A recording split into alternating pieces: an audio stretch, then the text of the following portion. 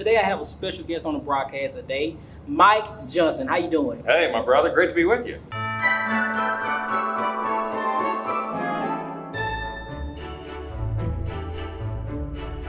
Hey everybody, welcome back for this Winter Spice Cranberry edition of Fundy Fridays. If you're new around these parts, I'm King James, and my wife, the Reverend Jen, and I, well, on this channel we like to talk about things like religious fundamentalism, American conservative politics, pop culture, gay stuff, and the way those things all bump into each other like gaudy Christmas presents underneath a gaudier tree. Now, last week, we all got to take a really fun jaunt down memory lane with Jen as she explored the faith and religion of the 90s and 2000s cartoon show King of the Hill. Oh, it's just a good time, though, wasn't it? Digging into a cartoon show, learning about faith and religion, having a little fun of the holidays. Man, wasn't that a good time? Did we all have a good time last week? That was a good time. Wouldn't it be awesome if we could just do that again this week, man? Wouldn't it be awesome? Well, too bad. Unfortunately for us, the world is on fire, and our House of Representatives just made a vicious and cunning Christian fundamentalist the new Speaker of the House, which I feel the need to remind everyone is the most powerful position in our American legislative branch and literally third in line to the American presidency, one of the two spots ahead of which is occupied by an 80-year-old man.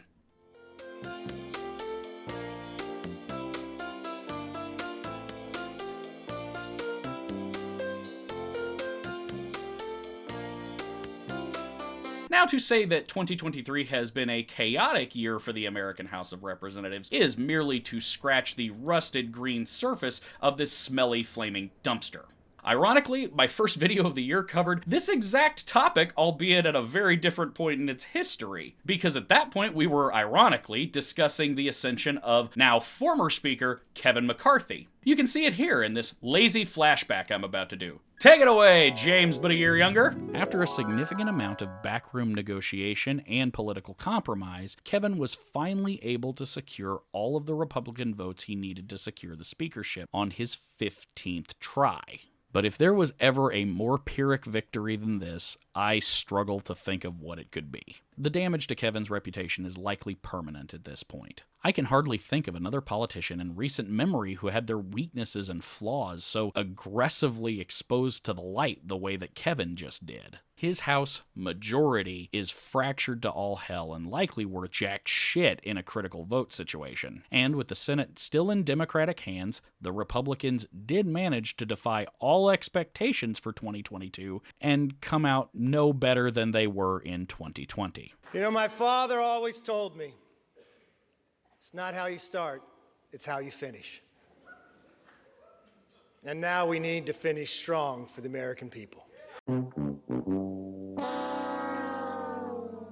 Now, as one might have expected, this was just the opening salvo of crazy from our already unhinged 118th Congress and their befuddled leader, Kevin. From kicking Ilhan Omar off the Foreign Affairs Committee for no good reason, to trying to impeach Joe Biden for no good reason, to censuring Rashida Tlaib for no good reason, there has been no shortage of pointless congressional grandstanding this year to go alongside the extreme lack of work getting done. Hey, this is James in editing. So actually, the censure of Rashida Tlaib was under Mike's tenure as the speaker. I got my timelines mixed up. I didn't want to remove it just because I wanted to put it on the list of stupid and awful things Mike has been a part of, but I also wanted to give you a third thing that Kevin did to earn his ouster. So let's just highlight him playing fast and loose with Ukraine aid back in September because he couldn't decide whether or not he wanted to bend to the hardline Republican right and strip that funding or actually have a conscience. Hell, this gaggle of morons wasn't even able to expel George Santos, the most obvious criminal politician of all time, until just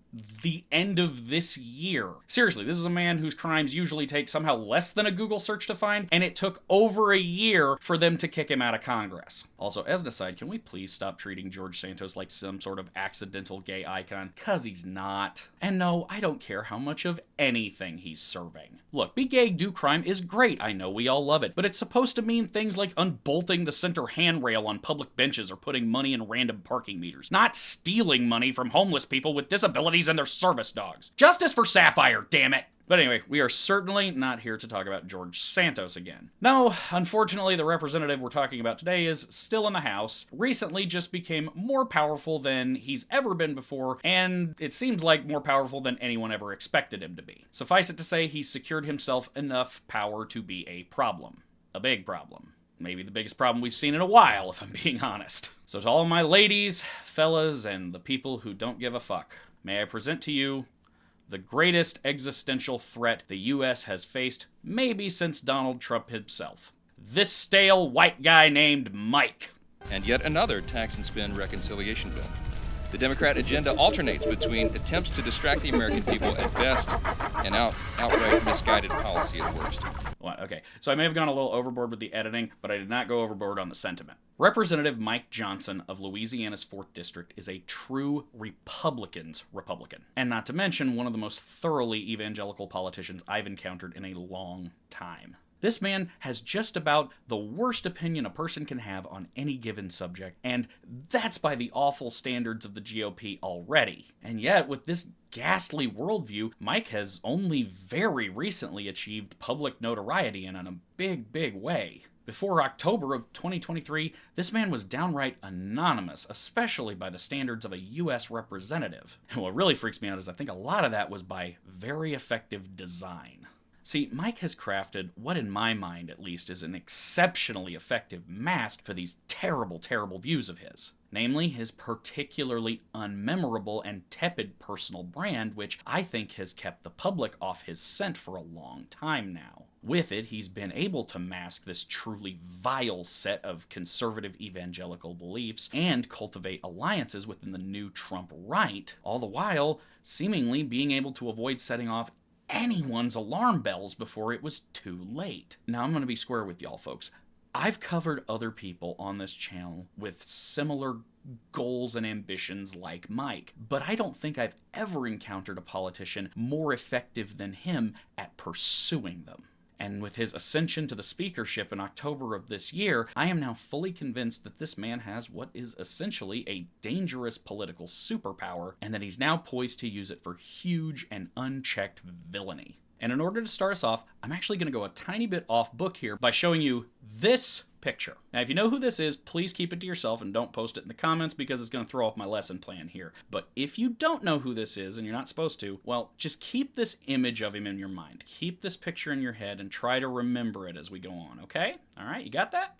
Cool. I swear, he'll come back up later. And in the meantime, in the dawn of this new and even somehow more fundamentalist era of our American government, I feel like it's a really good time to talk about the sponsor for today's episode, Surfshark VPN. Good evening, my fellow Americans. This is your new House Speaker, Mike Johnson, letting you all know that today's episode of Fundy Fridays is brought to us by Surfshark VPN. For a limited time, you can all get an exclusive Surfshark holiday season deal and up to an additional 6 months for free by visiting surfshark.deals/fundyfridays. But folks, as your new House Speaker, I'm gonna have to ask you not to take advantage of this incredible value. See, my fellow Republicans and I all agree that the moral purity of America is one of the most important issues facing our great nation today. And one of the most effective ways we can defend that sacred American value would be by getting in there and snooping around in your personal data. But tragically, with Surfshark VPN, my colleagues and I are unable to undertake this kind of patriotic privacy invasion. With the way their service secures your data using only industry-leading measures, uncrackable encryption, and the most secure VPN protocols, using Surfshark VPN means there is no way I can see what sorts of naughty things you've been browsing or help hold you accountable to your heavenly Father. Surfshark even maintains a strict no-logs policy using a 100% RAM-only server network in the British Virgin Islands jurisdiction, whose laws let companies abstain from logging their users' data. That means I can't even use my incredible lawyer skills to make them turn over your browsing data in the courts. Surfshark also allows you to access media and news you may not otherwise be able to, like the BBC iPlayer, doing untold damage to all of the great homegrown news networks we know and love. I've recorded in real time just how quickly and easily Surfshark VPN connects your device to their incredible secure service.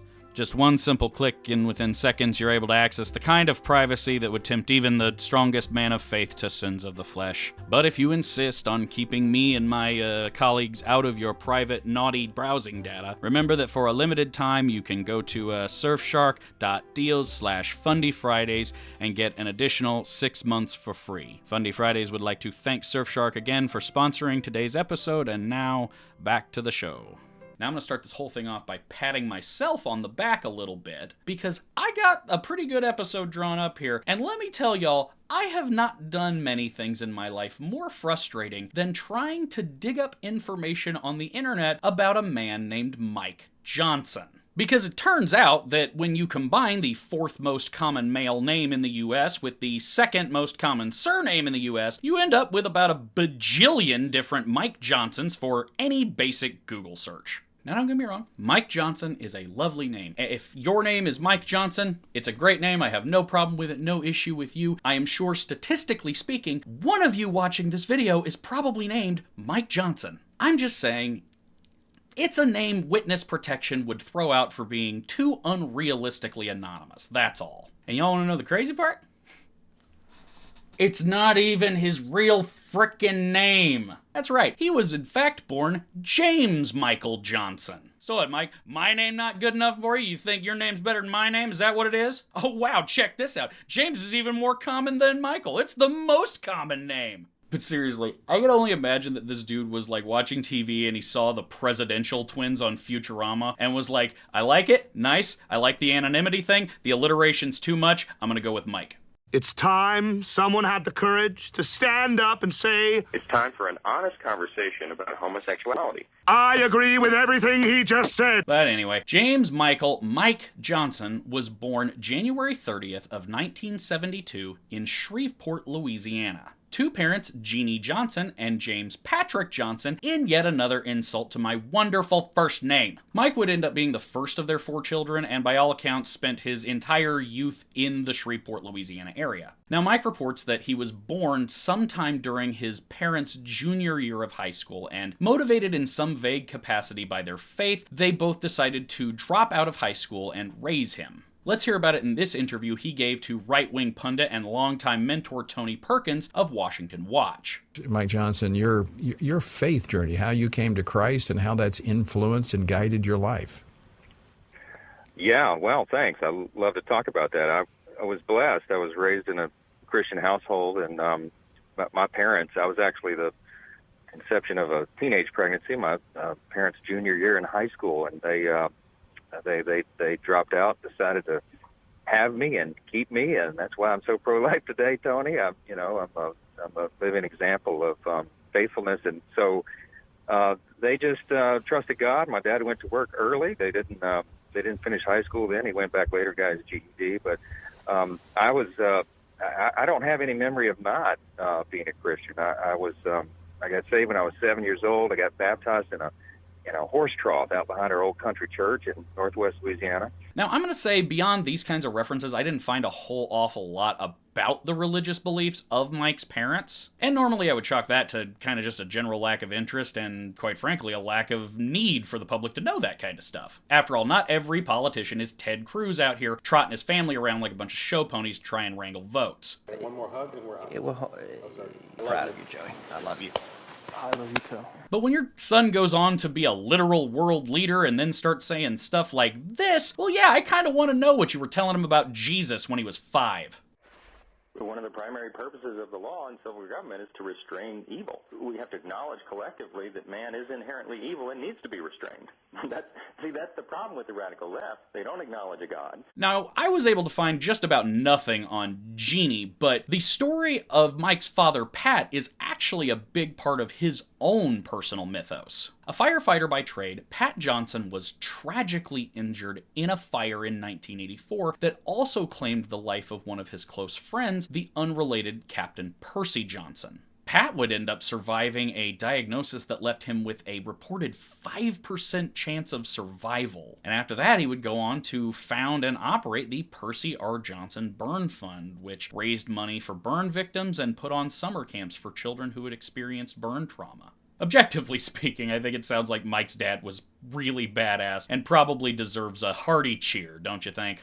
Yeah, for the firemen! Yeah! But as one might expect, Pat's injuries also left him with a very deep trauma associated with firefighting work. So when his oldest son Mike expressed an interest in taking up the family business, well, Pat and Jeannie expressly forbid it. And so instead, Mike would go on to complete his high school education in 1990, graduating from the local Captain Shreve High School before moving on to pursue a college education with the prestigious Louisiana State University. Mike would graduate from LSU with a Bachelor's of Business Administration in 1995, and he would follow that up by graduating with a Juris Doctor from LSU Law in 1998. It's also during this period of life where he would come to meet a very important woman by the name of Kelly Larry. We can see them together in this photo that looks so Caucasian it might as well have been an ad for the Gap. Seriously, I'm going to put this picture on screen, and then I'm just going to slide this little logo right over here into the corner. I want you to see that. And yep, you tell me they are not trying to sell me the jeans this man is wearing right here. You tell me they're not trying to sell me this man's pants. Now, from my research, it seems like these two were a full-on love-at-first-sight situation who agreed with each other on all things faith and family. Mike and Kelly would end up marrying in 1999, and they remain married to this very day. Except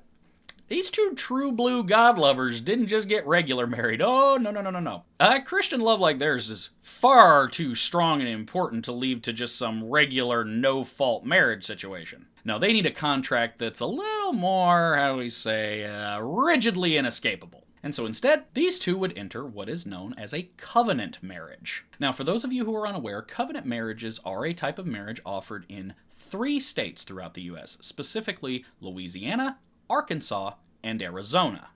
While they aren't necessarily a Christian thing outright, they are distinctly aligned with the conservative evangelical Christian worldview, and most covenant marriages are exclusively undertaken by devout conservative Christian couples.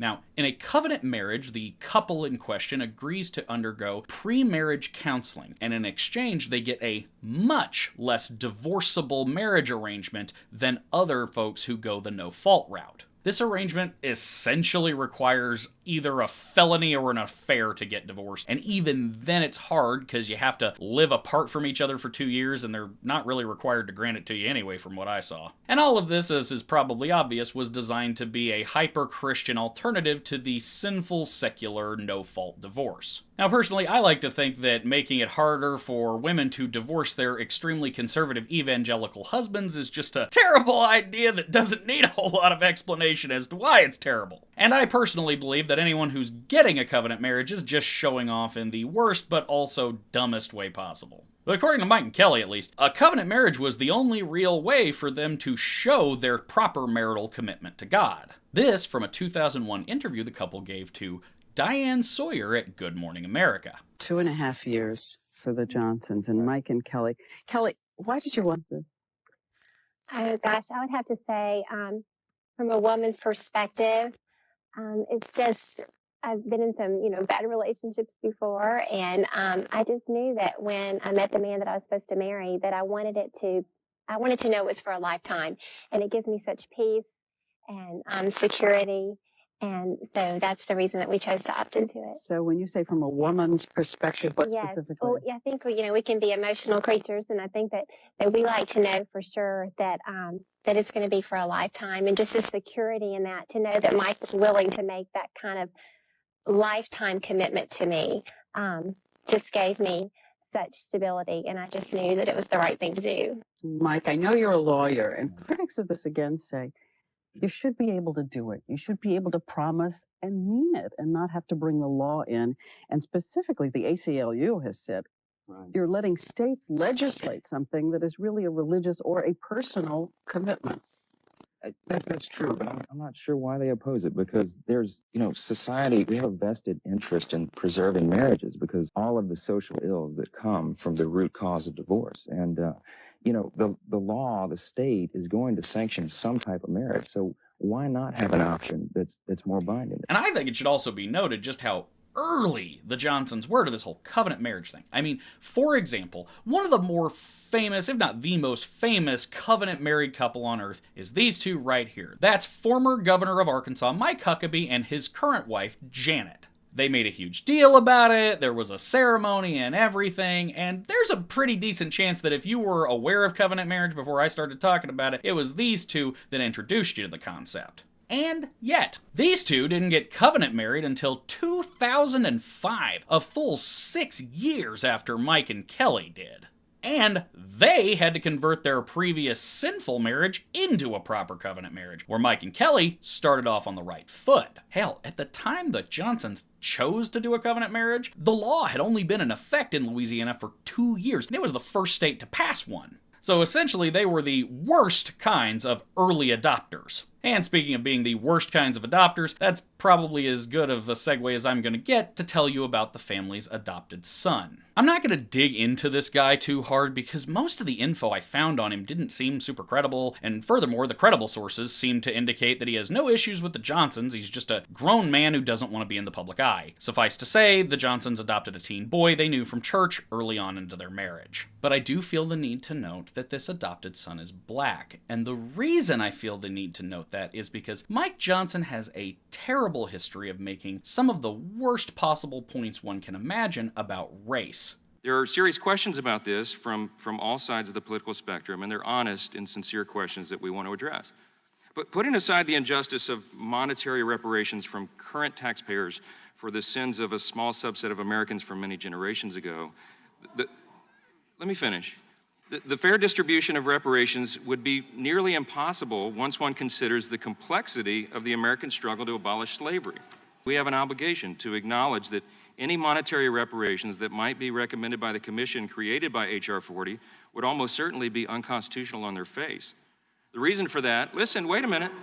The reason for that is a legal question. See, the legal question is the federal government can't constitutionally provide compensation today to a specific racial group because other members of that group, maybe several generations ago, were discriminated against and treated inhumanely. But it's deeper than that because he is more than willing to invoke the adoptive relationship we just talked about in order to make these kinds of points. This is an excerpt of further testimony given by Mike. I believe it's from this same hearing, but it was from one around the same time at least, though I wasn't able to find a recording of this one. Thankfully, though, it was archived by several diligent journalists, including Zach Cheney Rice at the New York magazine Intelligencer, from whom I pulled this portion. I asked my son this weekend what he thinks about the idea of reparations. In a very thoughtful way, he explained his opposition, and it reminded me of something that Harvard history professor Stephen Thernstrom had previously testified in this very committee, and he said this quote as I'm wrapping up. Finally, I would urge the members of this subcommittee and the House of Representatives as a whole to ponder carefully the message that will be conveyed by the passage of this bill. When you're behind in a foot race, the Reverend Martin Luther King Jr. said in 1963, the only way to get ahead is to run faster than the man in front of you. So when your white roommate is tired and goes to sleep, you stay up and burn the midnight oil. Dr. King's words reflect an important tradition of self-reliance, I'm still quoting, that has had eloquent advocates in the African American community. Frederick Douglass, Booker T. Washington, W.E.B. Du Bois, and many others. All of them were saying in their different ways that African Americans were not powerless to better their lives until America owned up to its historical sins and offered them a generous financial settlement. The point is as important today as ever. So yeah, Mike is more than happy to give us the political equivalent of I have a black friend in the most uncomfortable way imaginable. To be fair, I suppose it's not like he's any less weird with his own biological kids. His adult daughters have moved out of the home, but his teen sons still live there, and he's still an evangelical dad, so as you might expect, he has basically zero respect for his children's privacy, as we'll see here. So Covenant Eyes is the software that we've been using a long time in our household. I first learned about it at, I think, a Promise Keepers event in the early 2000s. I think it was developed in about the year 2000. But it's the largest accountability software that there is. It's a subscription-based, I mean, we don't make any money on this. I'm telling you, we use it, okay? I'm endorsing it because I'm a user. It's about $15 a month, $16 a month, something like that. And you get up to 10 devices. And what it is accountability software. So men in a church, men's Bible study groups will do it. That's how it's presented at Promise Keepers. But they also mention, hey, when your kids become teenagers, especially if you have boys, dads, they're talking to the guys at this event, you might want to think about doing this with your sons. And so we've been doing that. And so what it does real simply is it has an algorithm and software. It's way above my head how it works, but it scans, you obviously opt into it, but it scans all the activity on your phone or your devices, your laptop, tablet, what have you. We do all of it. And then it sends a report to your accountability partner. So my accountability partner right now is my son, right? And so he's 17. So he and I get a report of all the things that are on our phones or all of our devices once a week. If anything objectionable comes up, your accountability partner gets an immediate notice. I'm proud to tell you my son he's got a clean slate, all right? Yeah. But we get a report and it says, hey, no activity of concern, and it's really sensitive. It'll pick up almost anything. It looks for keywords, search terms, and also images, and it will send your accountability partner a blurred picture of the image. And so on occasion I get one. I was just looking at the one from this week. This is the only one that may be questionable, and it's this blurred image of two women talking in a live screen thing, and I zoom in and I have to unblur it. And it's two middle-aged teachers. Also, a bit of info I learned about 20 minutes before I started recording this episode. This comes to us from the phenomenal Tia Levings, who co-starred alongside our beloved Reverend in Shiny Happy People. And FYI, Tia has a Substack you can subscribe to, and she's got a new book coming out soon. She's a longtime friend of the channel. If you're looking for another brilliant deconstruction scholar to check out, Tia should really be near the top of your list. But according to Tia, the founder of Covenant Eyes, Ron DeHaas, well, he's a Calvinist Presbyterian, and part of those beliefs, apparently, is a belief in the total depravity of man. So I suppose that helps us explain why he felt the need to receive an itemized report of his son's smut usage every month via email. And isn't it great to find out that our Speaker of the House is a kindred spirit on those kinds of beliefs? Oh, and since we're talking about Mike's family, we might as well go ahead and talk about his wife Kelly, too, since she's got her own Jesus-y skeletons rattling around in the closet also. See, Kelly has been reported in the past as a licensed pastoral counselor, which, as far as I can tell, isn't actually a real license or title. In fact, I have a sneaking suspicion she might be using it to masquerade as a licensed professional counselor, which is a real licensure and title but requires actual schooling to go along with it. I've got a degree in homeopathic medicine. You've got a degree in baloney.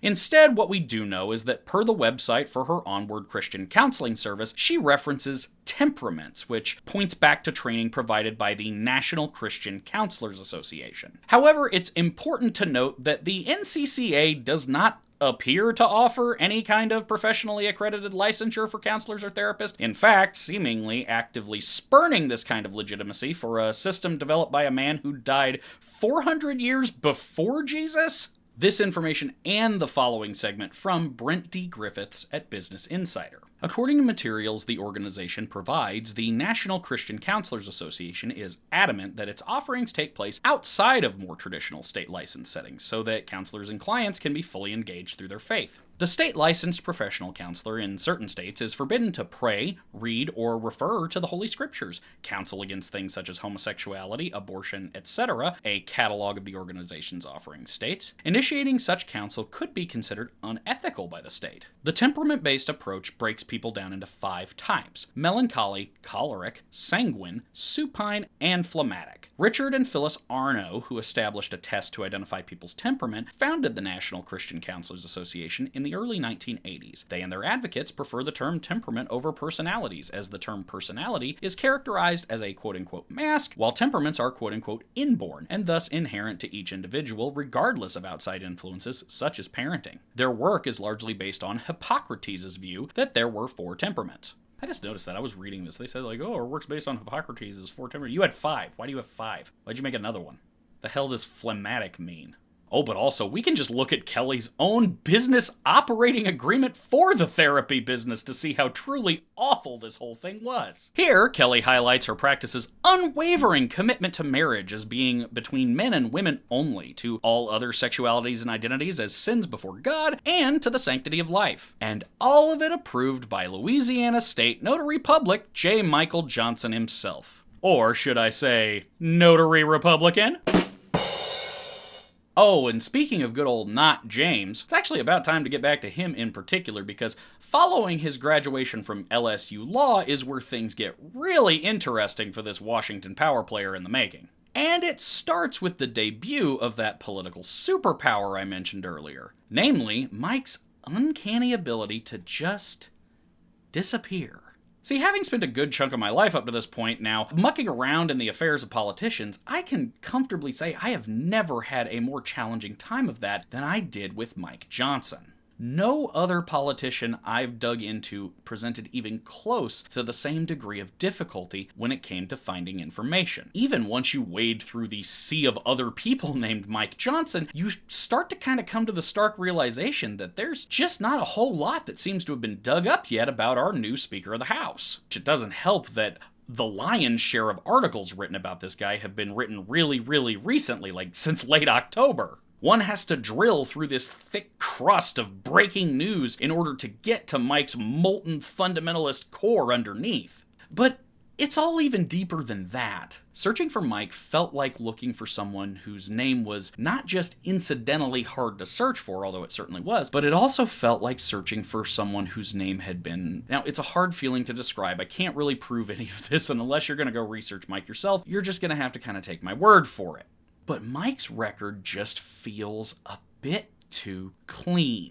Plus, more concrete evidence like the deletion of his wife's counseling page, well, that also points me in the same direction. I think whoever Mike hired to tidy up his digital footprint did a bang-up job. And we can perhaps no better see that in action than the way he absolutely falls off the face of the Earth from 1998 to 2003. I mean, that clip from 2001 from Good Morning America that I showed earlier, that was the only piece of footage I found of him at all from that time period, and that was by complete accident on my part. Now, we know, obviously, that Mike worked as a lawyer, but I've never encountered someone so guarded with the specifics and the details of their old life. After a significant amount of digging, and I mean a significant amount of digging, I was able to find an archived profile for Mike on conservative news site townhall.com, where he lists that he worked at notable law firms in northern and southern Louisiana. You know, whatever the hell that means. That is, and I'm not kidding, literally the most specific information I could find on his early legal work. And to be fair, Mike has clearly been working directly to help cover up his own trail. This appears to have been written sometime in the mid-2000s, and even back then he was being vague about the details of his work in a way that just seems very intentional. I mean, Christ, even a recent New York Times article detailing Mike's pivotal work in a 1998 case against the Delta Clinic abortion provider of Baton Rouge, they still weren't able to provide a name of the law firm he worked for at this time. How is this that hard to find? Although I do still want to say that this fantastic piece by Nicholas Confessore, Steve Etter, and Julie Tate does still help us establish a bit of a timeline for Mike's earliest legal work, specifically showing us that he was already jumping into the anti-abortion sector right after graduating from college. And then, per Jennifer Bendery at Huffington Post, Mike would in 2002 begin working with the organization on which his name would come to be built, the Alliance Defending Freedom, or the ADF for short. So for those who don't know, the ADF is essentially the Legion of Doom to the ACLU's Justice League.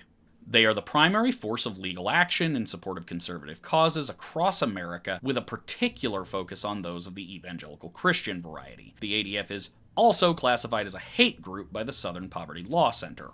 Co-founded in part by legendary American fundamentalist and focus on the family founder James Dobson, it is really hard for me to overstate how powerful the ADF is. It's truly more of a challenge to find a modern conservative lawsuit the ADF hasn't been involved in at this point, and their list of associates is just a veritable who's who of prominent conservative legal experts. I mean, good lord, look at this thing. Mike would seem to make his first public debut with the ADF in 2003, contributing to an ADF amicus brief in the famous gay rights Supreme Court case, Lawrence v. Texas, and specifically contributing to a brief which argued in support of criminalizing LGBTQIA+ relationships. And it seems like Mike would just go ahead and really hone in on this anti-gay rights thing as a bit of a legal specialty for a while. This from Pablo Manriquez at the New Republic. In 2004, Johnson defended Louisiana's proposed statewide ban on same-sex marriage in the courts, and went as far as to use a derogatory term for opposing counsel. Johnson directly called John Rawls, an attorney advocating for marriage equality, a homosexual while awaiting a court decision on the ban. Rawls was so upset by Johnson's remark, he charged the future House Speaker, according to reporting in the Times-Picayune. "I am not a homosexual," Rawls angrily told Johnson. "I am a gay man. No one calls me the H word." The following year, in 2005, Johnson defended a so-called Day of Truth, in which far-right Christian organizations organized students to protest same-sex marriage as an attack on religious liberty. At Harvard, pamphlets were handed out decrying gay love as sinful and evil. If the other side is going to advance their point of view, it's only fair for the Christian perspective to present their view too, Johnson told the Harvard Crimson. "You can call it sinful or destructive. Ultimately, it's both," he told NBC News of same-sex relationships. Mike also spent time spewing these same kinds of views to his local Shreveport Times newspaper in a series of op-eds, including this one in 2003 where he legitimately just whines about losing Lawrence v. Texas, or this one in 2005 where he very actively tries to pit groups experiencing oppression in America against one another in order to throw the heat off of his own oppressive Christian views. Is there some crisis of discrimination against transgendered people at City Hall? Of course not. This is pure political correctness run amok. There is good reason why neither Congress nor any federal court has authorized civil rights status claims based on quote-unquote sexual orientation. As my colleague Jan LaRue, the chief counsel for Concerned Women of America, put it, creating a special civil rights status for city employees based on bedroom behavior is an insult to true minorities. Who will be the next? Adulterers? Hey, James in editing here, so I wanted to find a picture of the Jan LaRue he was referencing here, and I was not prepared for what I found, I'll just say that. Eyebrows. And after rooting around in the C-SPAN archives a little bit, including to make sure and search by Michael Johnson instead of just Mike Johnson, I was able to even find a little bit of actual tape of Mike from back in the day. Here we can see him discussing legal strategies for opposing gay marriage in a panel discussion at the 2005 Young Republican National Convention. Our next speaker is Mike Johnson with the Alliance Defense Fund, and I believe he's going to give us a status of marriage in the national courts. Sure. Speaking of the courts, I'm maybe the lone attorney up here, which is good for all of you, but also am an attorney for the Alliance Defense Fund, which is the nation's largest legal alliance that's dedicated to the defense of traditional family values and religious liberty and the sanctity of human life in the courts. The message I was going to bring to you is one that's pretty simple, and it is that same-sex marriage is not inevitable. Now, if you watch the evening news, you might see some message to the contrary, but I don't think it's going to happen in this country. We have to remember that this movement is really a new one. If you backed up into the early 90s, the idea of same-sex marriage was nothing more than just an exotic suggestion. The first legal push for same-sex marriage occurred in Alaska and Hawaii back in the early 90s, and when the Hawaiian Supreme Court ultimately decided in their opinion that the state had to recognize homosexual marriage, the people revolted. And, you know, Hawaii is a blue state. That's not a very conservative spot. And the people rose up and amended their constitution. That is what sort of started the ball rolling. And after what seems like yet another disappearance of about 5 years, Mike would pop his head back out in 2010, albeit this time in a way that's kind of weird. What I'm about to say is just a summary of the fantastic reporting by Brian Sladesco at Associated Press, who did a great job of covering this whole confusing mess in more detail than I have. Essentially, in 2010, Mike was hired to be the dean of a newly founded law school at the deeply conservative evangelical Louisiana College, which is now called Louisiana Christian University. Everything seemed to be going well for the law school project. The donors were in place, the arrangements were being made, they even managed to lock down an old courthouse in Baton Rouge to house the whole thing. Here you're going to see Mike talking eagerly about his plans for this revolutionary Christian law school, and specifically the big new courthouse building they just bought for it, in a video that's surprisingly still posted to the LCU official YouTube page for some reason. And this is the rendering of what the new construction would look like. Everything on your right here would be new. And so we would include a giant lecture hall, auditorium, a large library that will be, I think, a real benefit and asset to all of the local community. We'll have a first-class law library that can be used by attorneys throughout our area. That's something we've been missing here for a long time. And the next slide will show you just quickly some ideas we have to include a state-of-the-art student center, and my favorite part, even a glass-enclosed basketball and tennis court on the roof. Now, this will be the highest court in the city. All right, Mike. That was a good joke. That was funny. You ate that one time. Hey, James in editing here. So I was watching this back with Jen, and she informed me of something I'd never heard of, which is that in the top of the Supreme Court building, there is a basketball court that is used for the personal fitness of the justices and probably other people and staff, and that is nicknamed the highest court in the land. So, Mike, your one good joke is officially gone. Thanks, baby. Appreciate your help. And everybody thank Jen for the fun fact. This is so cool. But fortunately for everyone in America who's gay or trans or can get pregnant and enjoys having intact legal rights, the Louisiana College Law School would never actually come to be. An opaque combination of bad luck, expensive real estate and renovation costs, and what seems to be some financial mismanagement on the part of the school's staff all contributed to the law school project at Louisiana College folding sometime around 2012. By all accounts, Mike didn't really do anything wrong, and he worked hard to try and bring people into this program, either as donors or staff or what have you. And hater though I am, I think it's hard to deny that Mike here was just an unfortunate victim of bad luck and the poor decisions of other people. And that's why I think you can still find information about this story really easily. I just can't help but feel like it's notable that the one big Mike Johnson scandal of the past that's still on all the wikis and all the search engines is one where he ends up coming out looking kinda naive, but otherwise noble. It's all just a theory of mine, of course. I'm just saying, very clever work on behalf of that shady internet scrubbing company. And besides, by this point, Mike was already pretty well established in the public eye and speeding ahead towards new opportunities and endeavors. The reports I found indicate that he left the ADF sometime around 2010, and after that, I have not been able to find another employer since. Mike would, in 2012, also wrap up an 8-year tenure on the Southern Baptist Convention's Ethics and Religious Liberty Commission, a period where Peter Smith at AP says the commission put a particular emphasis on pushing members to get out and vote for conservative causes. And in another bout of intense digging, this time off a tip photograph I saw in a New York Times article, I was able to find another old video of Mike, this time at a Right to Life event in 2013. Once again, we're going to find him here discussing complex conservative legal strategy. This time it's just about abortion instead of the gay stuff. Next, I'd like to ask Mike, where does Obamacare stand currently in the courts? Well, we're so grateful for the valiant leadership of Louisiana's congressional delegation because, as you know, the quarterback is Senator Vitter and leading the charge and fighting all this. But when we lose those votes, when we don't control the Senate and we don't have the White House, the reality is these laws get passed, and the next best option we have is litigation. And so, as you know, in terms of the HHS mandate, there's been a lot of litigation that's been filed around the country. Many of those cases are working their ways through the federal appellate courts. I'm counsel on a couple of those. We filed one here in Louisiana on behalf of Louisiana College. It was the 5th of what is now, I think, 75 lawsuits that have been filed. And listen, I got to tell you, so far so good.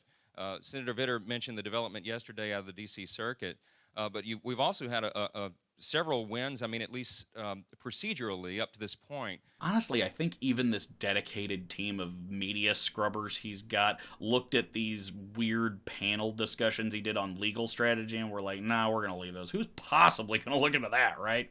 Well, how stupid of them to question my commitment to pedantic nonsense. Mike's last big endeavor before taking the formal plunge into electoral politics seems to have come in 2014 with his founding of Freedom Guard, which, from everything I can tell, is legitimately just the ADF but smaller, and this time Mike's the boss. It's through this organization that Mike would famously come to represent the Ark Encounter exhibit, a supposedly full-scale sized replica of Noah's Ark built in the woods of the eastern Kentucky wilderness by young Earth creationist organization Answers in Genesis and their unpleasantly eccentric founder, Ken Ham. But it's like deeper than that. When the state of Kentucky tried to pull out $18 million in tax break funding for this very religious attraction project, the Answers in Genesis team sued them to get those tax breaks back. Mike was the lead attorney on that lawsuit, and they won. He got them back, all $18 million of those tax breaks. So it is very reasonable to say that without Mike Johnson, there is no Ark encounter at all. And in a little bit more digging on YouTube, I managed to find this weird 2015 clip of Mike and Ken Ham himself discussing this legal strategy behind the lawsuit for Ark Encounter. Freedom Guard is a not-for-profit public interest law firm dedicated to the defense of religious liberty in America. And as you know, that's a liberty that's under increasing assault, and there's a lot of work to be done to defend that. Freedom Guard is joined in this case, as you know, by the Center for Religious Expression, which is our colleagues at another top religious defense organization, and they do this work in the courts around the country. And well, this legal action has become necessary because the state of Kentucky has taken some adverse action with regard to the ministry. What they've done, in effect, is engaged in viewpoint discrimination. They have decided to exclude this organization from a tax rebate program that's offered to all applicants across the state. Numerous bloggers and media outlets have spread a lot of misinformation about the tax rebate program, and also a lot of false information about employment laws as they relate to the Ark Encounter project. So the tourism incentive here in Kentucky has nothing to do with a facility like the Ark project using taxpayer money to build it, because $0 are used from the state to build it. It's just a rebate program after it's open and generating sales tax, and it's all because it's bringing economic impact to the community, to the state. That's what it's all about. And so finally, with this incredible resume of destruction to back him up, Mike would formally enter the world of electoral politics in 2015, declaring his candidacy for the open Louisiana House District 8 seat vacated by former Rep. Jeff Thompson after winning a judgeship. Now normally, if you've been watching me do my little videos on this channel for a while, you know this is usually the time where I bring out my electoral map, start talking about all the crazy stories about the, races these people were in to get their seats, that type of stuff. Except I can't do that here, because I kid you not, Mike was the only person to register for this election in 2015 and simply took the seat outright by filing the proper paperwork. No primary, no election, just pass, go, and collect your government salary. Seriously, folks, sometimes running for office is that easy. Keep an eye on your local elections. During Mike's brief tenure in the Louisiana House, he would come to be known for one single piece of legislation, the Marriage and Conscience Act of 2015. This bill, authored and introduced by Mike himself, was modeled after the now infamous Religious Restoration Freedom Act introduced by Mike Pence in Indiana around the same time. This bill would essentially make it legal for any business or individual to discriminate against anyone, as long as that discrimination was very specifically based on that individual's religious feelings concerning marriage. The bill was generally unpopular, especially after large companies with financial presences in Louisiana, like IBM and EA Games, came out against it. And eventually the bill would be tabled in committee, ultimately ending any chance it would ever have to come into law. Except not this time. See, Mike's bill did manage to get the support of one critical backer, namely former Louisiana Governor Bobby Jindal. Jindal, who was at the time making a move to run in the 2016 GOP primary and really looking to bolster his support with the evangelical voting bloc, well, he ended up pushing this law through directly as an executive order. So it would seem that big, powerful people who can help Mike do things he normally wouldn't be able to do on his own, they're immune from his little disappearing act. How interesting. Keep that in mind as we move on. Because obviously we gotta move on. A go-getter like Mike wasn't happy to just sit on his laurels in the Louisiana House. No, Mike had ambitions of federal power. And so, in 2016, Mike would have his first foray into the world of national politics, declaring his candidacy for the open U.S. representative seat in Louisiana's 4th House District. Now, I'll tell you, and as you probably could imagine by now with our disappearing man here, I wasn't able to find a whole lot of early campaign materials or anything like that that Mike or his team produced for this first federal race. But with a little bit more tenacious digging, I was able to find an interview he gave to a teeny tiny little religious channel on YouTube. And I think we all really need to take a second to listen here to his comments about his life and work, because they're both eye-opening and deeply concerning in my opinion. But today I want you to introduce yourself to him and let him know a little bit about you. Okay, well, where do I begin? I'm a Christian, I'm a husband, I'm a father, a constitutional law attorney. And so for about the last 20 years, I've been working in legal ministry. You know, some people are called to pastoral ministry, some music ministry, some broadcast ministry. There you go. Right? I got called to legal ministry. Okay. So what we've been doing for about 2 decades is going into the courts and defending religious freedom and the sanctity of human life and our biblical values, traditional American values, our founding principles in the courts when they're assaulted or confronted. And so it's been a really interesting work. So I've been doing that since I got my law degree. And then about 1.5 years ago, the Lord called us into the political arena. So we ran for office and have been serving in the Louisiana House of Representatives for a little over 1.5 years. And then now we're being called into a new arena. We're running for Congress now. Wow. The 4th Congressional District. So per Mike himself, all of the work he has done up to this point and all of the work he will do, all of it is a calling from God that has been bestowed upon him in a holy kind of way. This man sees himself as a tool of the Lord, working inside our American government, carving and sculpting his supposed will onto every available surface of our democracy. Well, now I suppose we have the agenda of evil to go along with the superpower for this villain. And while Mike's first race against Democrat Marshall Jones would technically go to a runoff, that's just because of the way Louisiana structures their elections as a combined party affair. As the Republican in a neon red district, Mike was never in any real danger to lose this race after clearing the first round, and handily took out Jones in the general election. For reference, Mike would never drop below 60% in either his re-election effort in 2018 or 2020, and finally in 2022 it seems like the rest of the district just gave up on trying to take Mike down entirely, as he would run fully unopposed that year for his seat. Notice how the state didn't even bother to file official results for the race, it seems like, which I find kinda suspect, but whatever, what do I know? And so you very reasonably now may be asking yourself, wait, Mike Johnson's only been in Congress for 6 years, and he had less than 2 years of electoral experience before that? Shouldn't he be, like,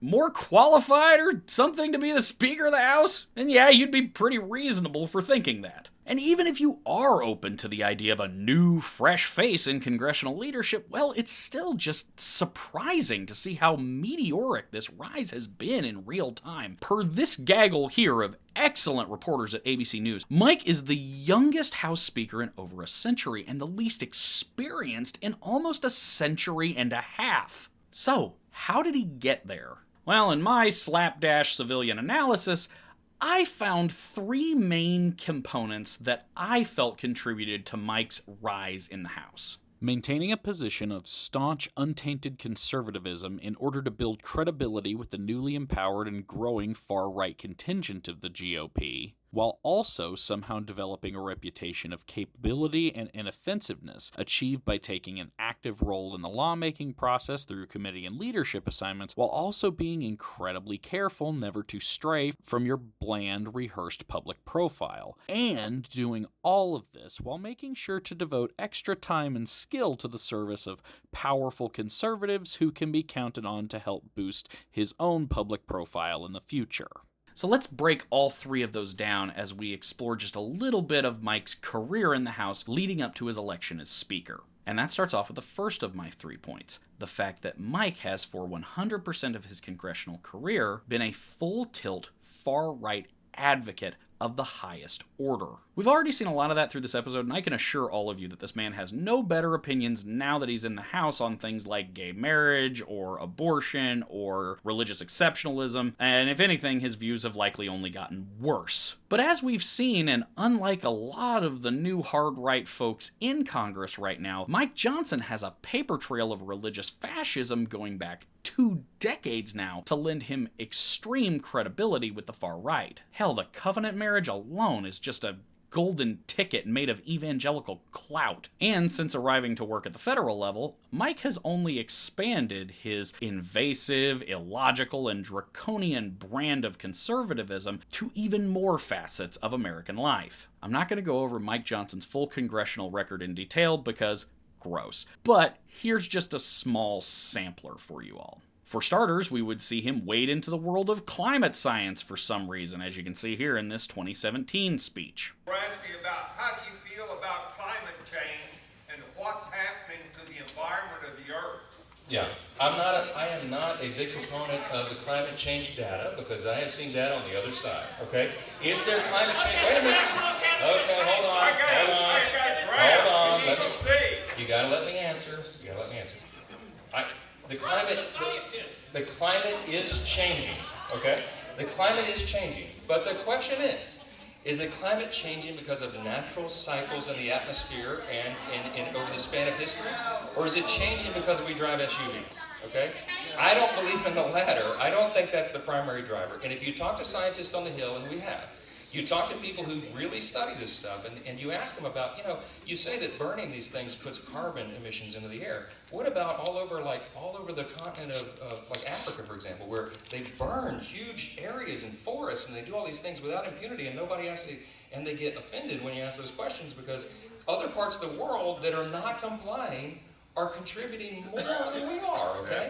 Mike would also make a habit of taking up just the most controversial of extreme Republican and far-right causes. Like the things that are generally unpopular even to all but the most deranged Republicans. This includes things like consistently voting against marijuana reform, as we see reported here in Politico, as well as voting against federal minimum wage increases, which we can see from literally Mike's own website, where he bragged extensively about that. And as you might expect, Mike would particularly focus in his time in the House on bolstering that already strong support he had from the evangelical right wing. In 2018, for example, Mike would show support for a big prayer in schools event in his home Bossier Parish in Louisiana. Mike supposedly attended this event, though we don't have any footage of him doing that, but we do have a video of another one of the celebrity guests at that event saying Mike would be there. Unfortunately, the right to religious expression has been challenged more and more, and even misunderstood to the point where some people believe that our public schools are supposed to be some kind of religion-free zones. At the Freedom Student Summit on April 8th, we're going to set the record straight.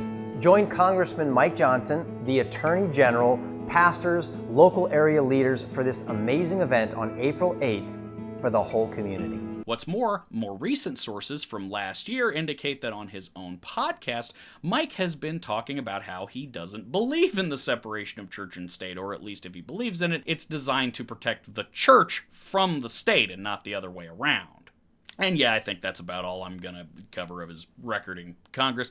I could go on for hours about literally every terrible little thing Mike Johnson has done as a representative while holding up this, I don't know what he'd call it now, electoral ministry, probably still a legal ministry, but definitely electoral ministry he's got going on right now. If you're a glutton for punishment and want more info, check out these fantastic articles which cover the little details and ins and outs of Mike's political beliefs and actions in more detail than I'm going to here.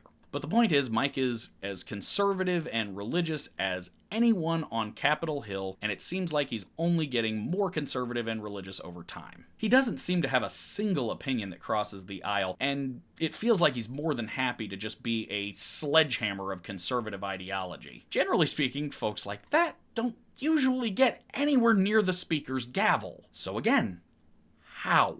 Well, that leads us to what I think is the second part of Mike's rise, his approach to the actual work of governance. See, since the beginning, Mike has dedicated himself to really actively engaging with the formal structures of power inside the House, taking on a variety of committee and leadership positions both in the House itself and with the Republican Party. I mean, you can see here just kind of a list of the committees he's been on and all that type of stuff. It's very impressive. He gets a lot of committee assignments. These committees and subcommittees, they're the places in government where things really happen, where legislation is drawn up, and where alliances are forged, the kind of alliances that allow people to advance up the Washington ladder. So I can only suspect that in all of these work groups and committees he was in, Mike was slowly and quietly forging alliances and ingratiating himself with powerful colleagues and superiors. And otherwise, it seems like for anybody in the House who either didn't agree with Mike or couldn't be swayed by his lukewarm Caucasian charms, well, then he could just rely on the old disappearing act to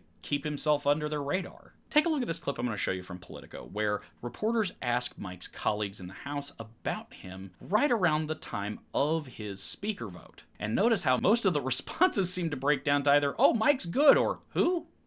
Congressman Nels, working on a story about what members of Congress know about Mike Johnson. What can you share with us? He's an attorney that understands the Constitution. I don't know the sound of his voice. He actually, in his off hours in the Congress, is a professor at Liberty University. So I've seen him sometimes late at night grading papers and corresponding with students about their struggles. He's a pleasant guy, that's all I can say. Oh, yeah. I don't know anything about that man. Nothing at all? Nothing at all. Now, this disappearing act might not seem like a big advantage for Mike in regards to pursuing higher positions of power, but we really have to consider the moment in history that Mike occupies right now. The far right is continuing to grab more and more power. They're continuing to win more and more elections across this country, and they are ever taking, it seems, a bigger and bigger stake in the federal government. We already saw that earlier this year. I mean, after all, if it hadn't been for Matt Gaetz and his far-right House contingent, Kevin McCarthy likely would have been a first-ballot speaker and would have entered the position with all the clout he needed to actually advance his own agenda, whatever that may have been. But instead, because of those hard riders, Kevin had to go through 15 rounds of voting, and at the end of that process, any respect or fear they had towards him, well, that was long gone. And so, when Kevin had just the gall to work with Democrats on passing a bill to avoid a government shutdown in September of this year, the far right saw their moment yet again and pounced on Kevin by filing a motion to remove him as the speaker.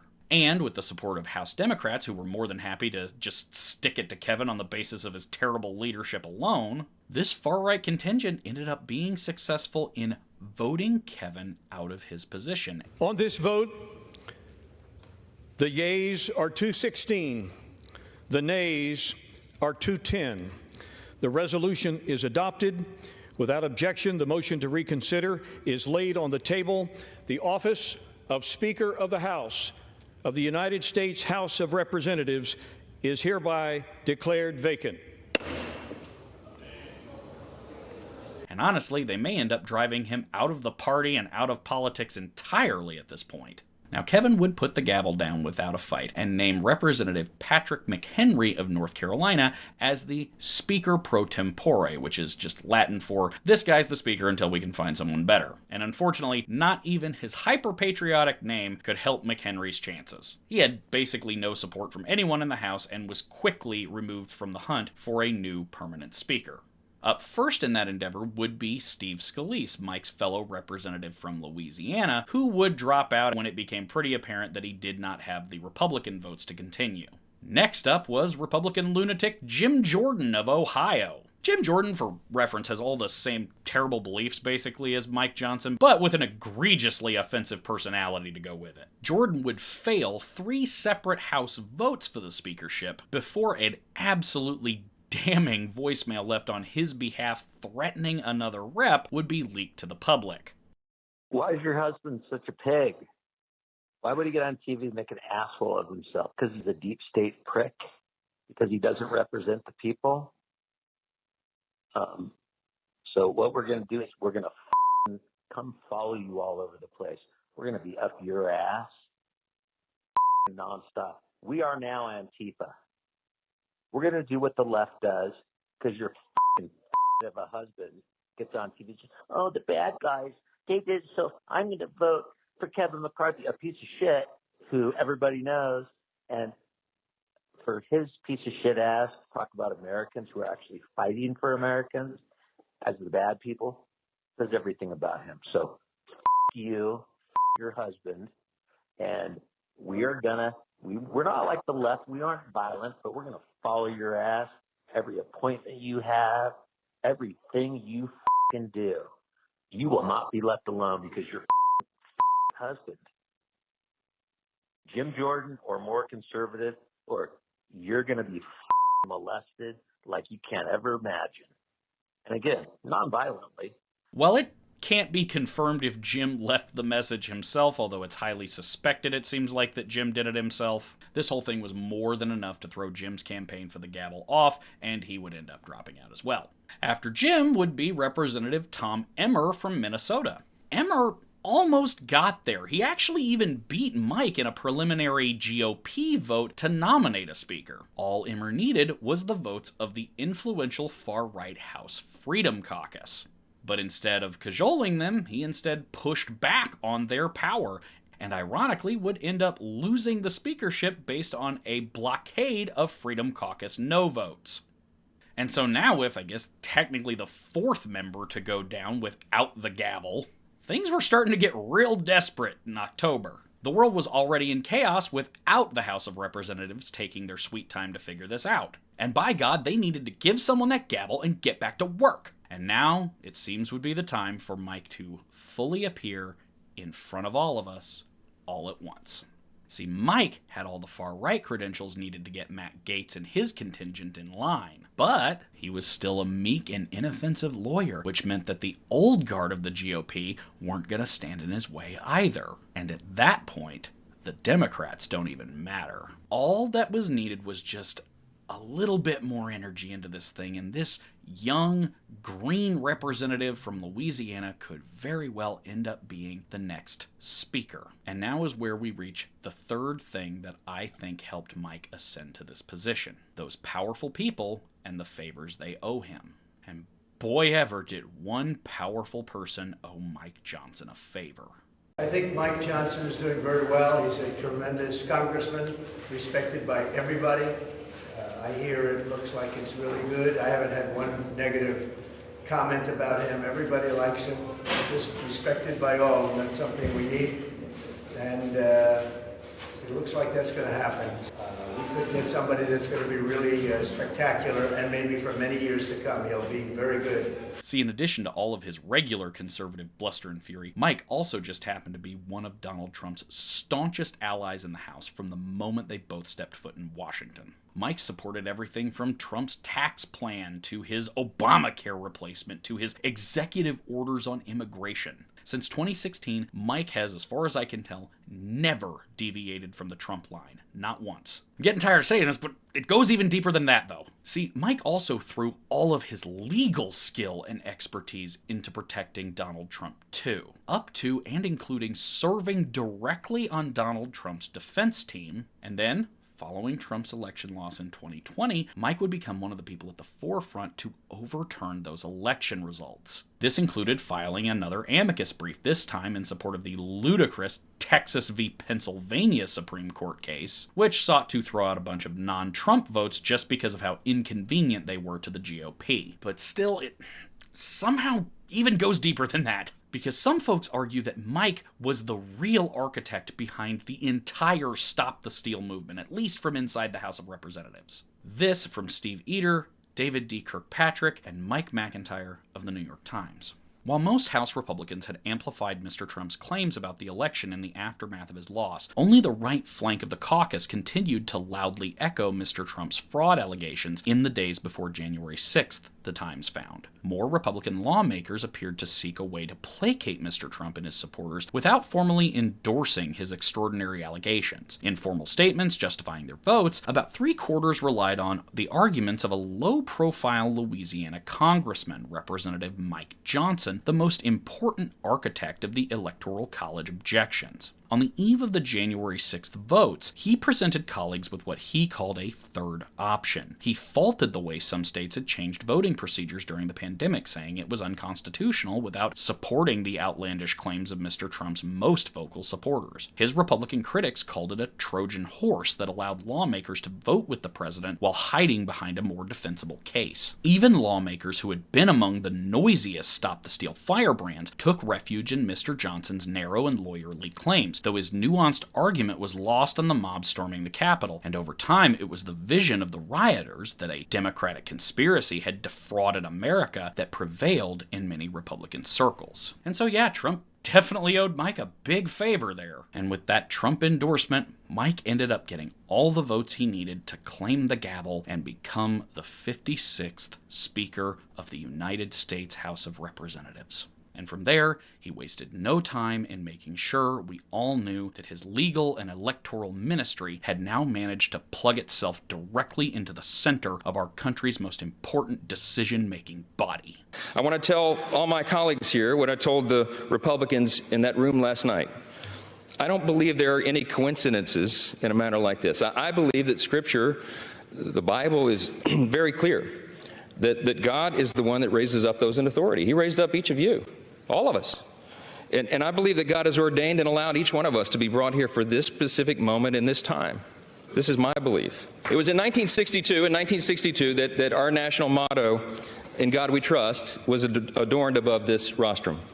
And if you look at the little guide that they give tourists and constituents who come and visit the house, if you turn in there to about page 14 in the middle of that guide, it tells you the history of this.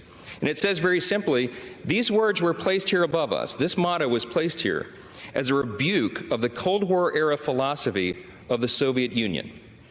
That philosophy was Marxism and communism, which begins with the premise that there is no God. So yeah, our new House Speaker, by all accounts, seems to think that this power he just received is an extension of his pre-existing legal ministry, and that he is himself fully ordained by God in doing the work he's doing. He also thinks that one of the most important missions of the United States House is to refute socialism for some reason, and that socialism is invariably tied somehow to a lack of religious faith by godless un-Americans. I haven't slept well since I started researching this episode, can you tell? But anyway, even in his just short time as the Speaker up to this point, Mike has already gotten to work using this new power along with his unique brand of politicking to begin laying the groundwork for a conservative America crafted in his image. For starters, Mike started his entire term as the Speaker off by announcing a plan to divert $14 billion away from the IRS and instead pump it directly into the IDF and the Israeli government. Sure, because the best way to get to a ceasefire is more military funding. And yeah, I'm sure defunding the IRS sounds great to a lot of us, right? That sounds fun, doesn't it? But remember, dudes like Bezos and Musk are going to invariably find a lot more ways to exploit this new lack of resources at the IRS than any common American worker ever will. And that's by design, by the way. The GOP and their wealthy backers have long looked forward to a day where taxes are a thing handled by the commoners. And at this point, the IRS is about the only thing standing in their way at all. And so here it is, where we see the terrible genius of Mike Johnson laid bare before our eyes. His very first action as the Speaker, and he manages to find a way to advance two very large GOP platform planks simultaneously, and in a way that he could feasibly slip through a bipartisan Congress. Mike's also made sure to place his chips for 2024 and beyond, likely at the expense of all the rest of us, by returning that favor and endorsing Donald Trump for president in 2024. I have endorsed him wholeheartedly.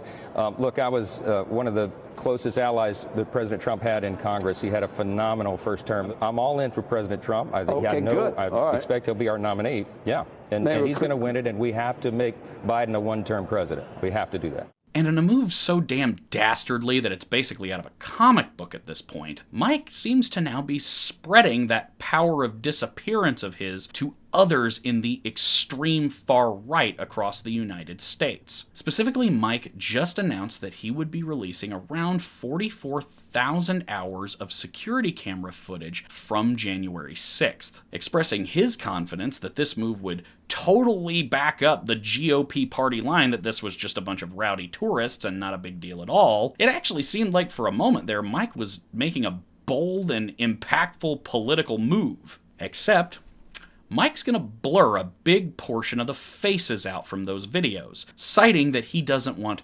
retaliation against the rioters. Which, first of all, screw them. And second of all, now all of that footage is useless to the online sleuths who have up to this point actually proven very important in the efforts to identify those who tried to overthrow our democracy. This from Ryan J. Riley at NBC News. Johnson's spokesman suggested that the speaker was trying to keep the footage away from online sleuths who have helped identify hundreds of Capitol rioters and aided in the FBI's investigation. Faces are to be blurred from public viewing room footage to prevent all forms of retaliation against private citizens from any non-governmental actors. Raj Shah, who worked as a deputy White House press secretary in the Trump administration and now works as a deputy chief of staff for communications for Johnson, said in a statement, "The Department of Justice already has access to raw footage from January 6, 2021. DOJ does have that footage, but online sleuths have proven to be an extremely valuable resource in identifying January 6th participants, using the CCTV footage to determine which rioters entered the building and then building a database with the clearest photos of those suspects. They have often used facial recognition for leads and have aided in hundreds of cases against January 6th defendants." So yeah, Mike is fully working in support of the people who tried to overthrow our government at the expense of the people trying to hold them accountable for that attempt to overthrow our government. And just like that,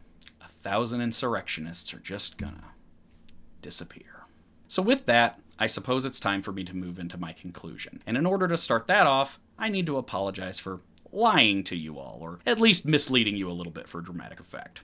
Throughout this episode, I've been referring to this ability or trait of Mike's as like a power of disappearance, right? For a lot of you, that's probably evoking people like the Invisible Woman from the Fantastic Four, or if you're like me in particular, Kevin Bacon's Hollow Man. But while this metaphor helped me tell the story of how Mike has built up his career over time, I also can't help but feel like disappearance isn't quite the correct way to describe how Mike has done what he's done up to this point. As I've shown here, we can see Mike, we can hear him, and now I think we can all certainly feel the terrible impact he could potentially have on our country and our democracy. Now see, Mike Johnson isn't invisible. Mike Johnson is forgettable.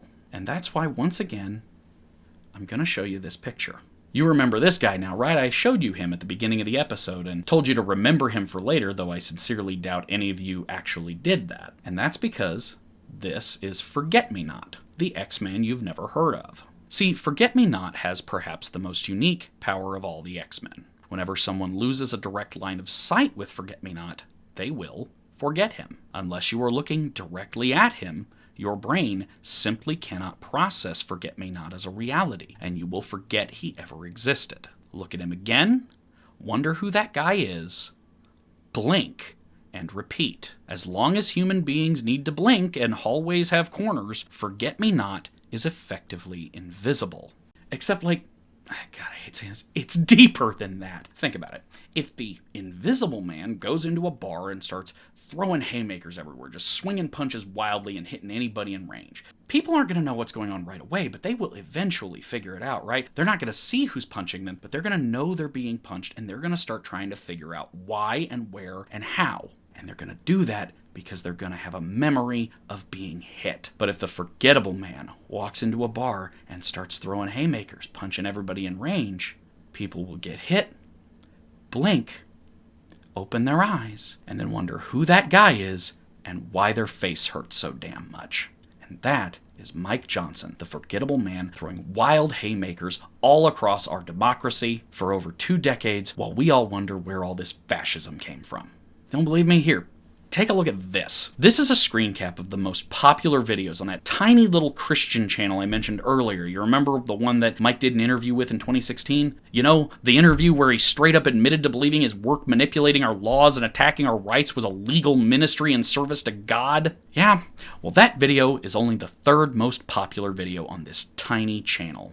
No one cares, or even really seems to go search it out. Because Mike is so boring and so forgettable that to lose sight of him is to immediately lose interest in him. I have so many more of these, by the way. YouTube videos of Mike Johnson, the Speaker of the freaking House, saying the most insane stuff into hot mics that no one watches. A podcast he and his wife have hosted with a whopping 81 total reviews on Spotify. Hell, this is a man who got the freaking Daily Show to identify his primary character trait as being uninteresting. No one cared about Mike Johnson before he picked up the gavel, because in that moment, he was forced to reveal himself to all of us. And even then, the Google search trend charts indicate that now people seem to be quickly forgetting the speaker they just laid eyes on. Mike says and does things that are just as bad as I've heard from any conservative politician before. And in my opinion, he's been light years more effective than a Ted Cruz or a Kevin McCarthy, even without the decade plus of electoral experience to his name.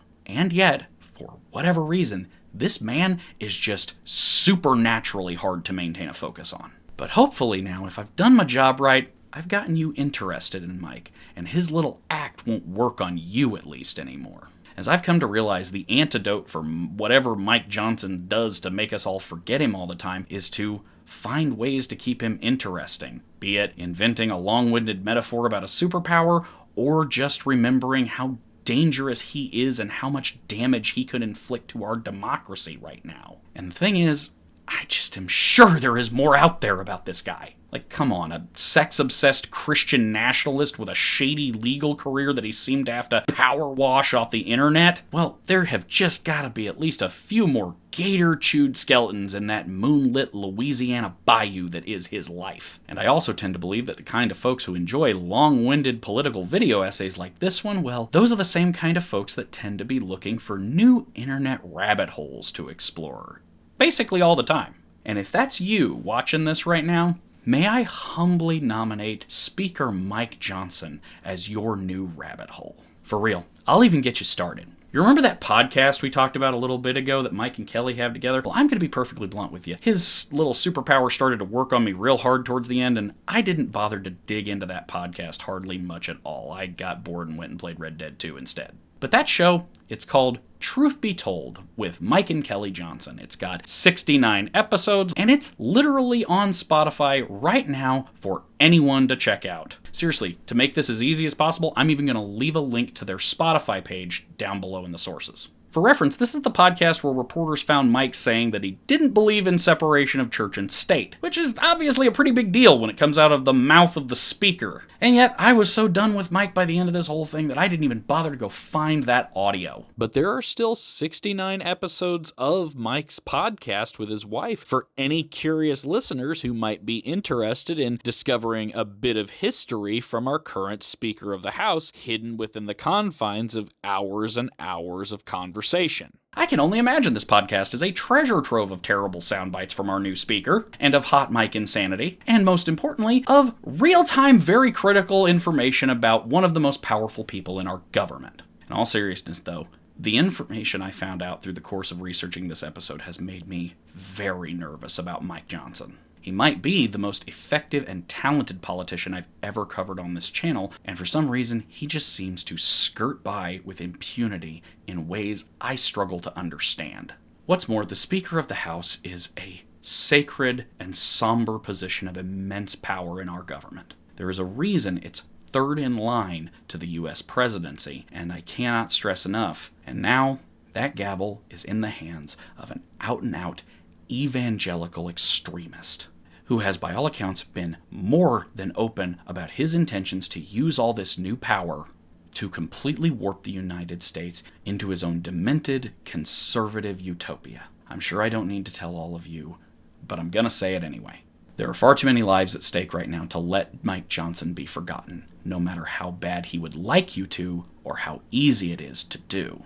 So, let's try and find a new way to take away some of his power before it's too late. Dig through Google for posts and articles of things that he and his media scrubbers may have missed. Dig through video platforms like YouTube for old footage. C-SPAN's real good for this one. C-SPAN archive, don't forget it. Dig through Spotify or Vimeo or MySpace or Friendster or Webkins, I don't care. Anywhere Mike Johnson's been, just dig, dig, dig, dig, dig. Dig, dig, dig, dig, dig, dig, dig, dig, dig. Just keep digging and finding new information and documenting it and sharing it with people you know. And don't forget to never take your eyes off Mike Johnson. Tattoo his name on your forearm like it's memento if you have to. Now that we're all in this together and we can recruit others to the cause, I like to believe that maybe we can all work together to take down the supervillain that is Speaker Mike Johnson before he's able to destroy the rights and the principles that we all hold so dear.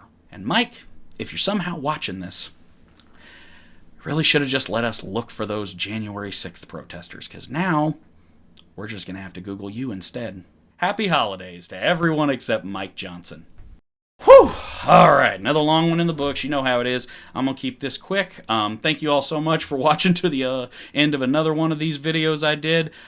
This one really caught me. I haven't done an old school political profile like this in a while, and boy, this was a big one to jump on. I mean it. Please keep this guy accountable. Keep searching. Keep looking. There's a lot of stuff to find about Mike Johnson, I'm sure.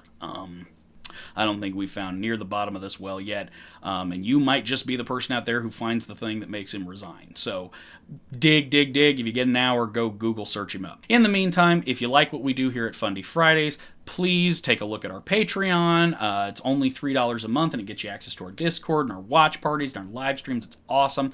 Check out our bonfire page. We're selling all kinds of new merch for the holidays. And other than that, I don't usually say this, but honestly, share this video a little bit. I don't think nearly enough people know what's going on with the new speaker, and I think we got a good little primer for folks, so send this one around if you want. But other than that, I just hope you all have a great end of the year and a great new year. You're not going to see me doing one of these videos again until 2024, although you will see me again before that.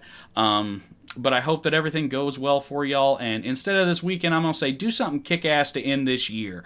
Find that one thing you wanted to do before the end of the year and do it, if you can. If not, just enjoy a mug of cocoa and watch some TV, because life is hard, and we all work too hard as it is. So thank y'all so much for making this far. Or for making it this far. Thank you all so much for being so kind to me and my wife all the time as we make these videos, and for supporting us and doing what we do. And we love you all so much. Take care. Have a good night.